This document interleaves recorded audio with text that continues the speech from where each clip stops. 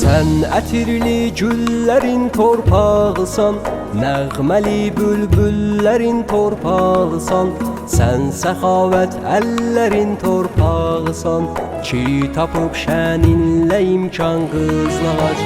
Çoxdur bu kəndin nəcib seyidləri, var ocağı pirləri məscidləri, zahidi ruhanisi abidləri, əhli təqva, əhli iman qızlağac. Ey ərənlər məskəni can qızlağac, hər qarış torpağına qurban qızlağac. Ey ərənlər məskəni can qızlağac, hər qarış torpağına qurban qızlağac.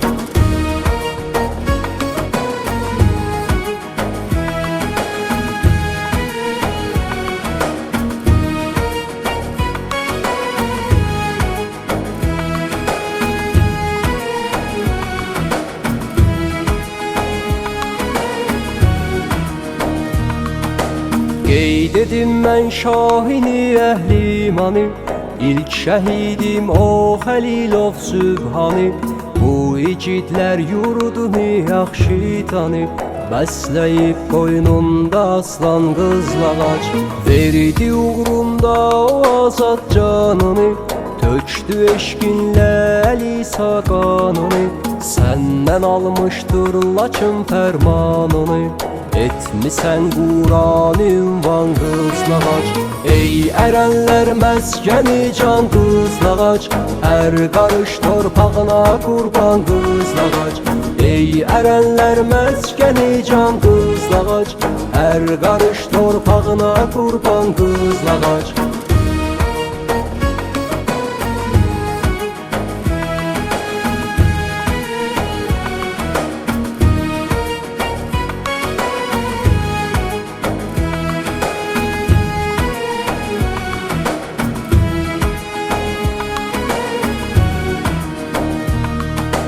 Nuş edib zülfi şəhadət camını, can verib aldı cavadın kamını.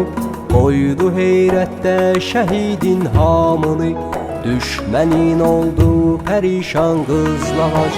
Sən yetirdin xalqa Samir tək şəhid, sən böyütmüşdün Məhərrəm tək igid. Dar günündə onlara etdin ümid, etdilər dərdinə dərman qızlağac. Ey ərənlər məskəni can qızlağac, hər qarış torpağına qurban qızlağac.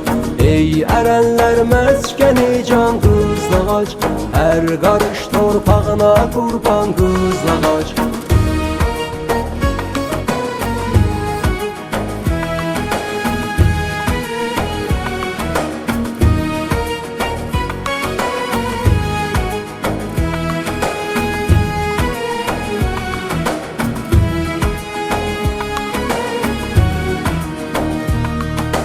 Qalibin cismində şirin canısan, yəni canından əziz cananısan.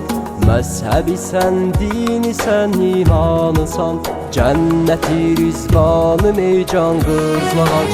Ey ərənlər məskəni can qızlağac, hər qarış torpağına qurban qızlağac. Ey ərənlər məskəni can qızlağac, hər qarış torpağına qurban qızlağac.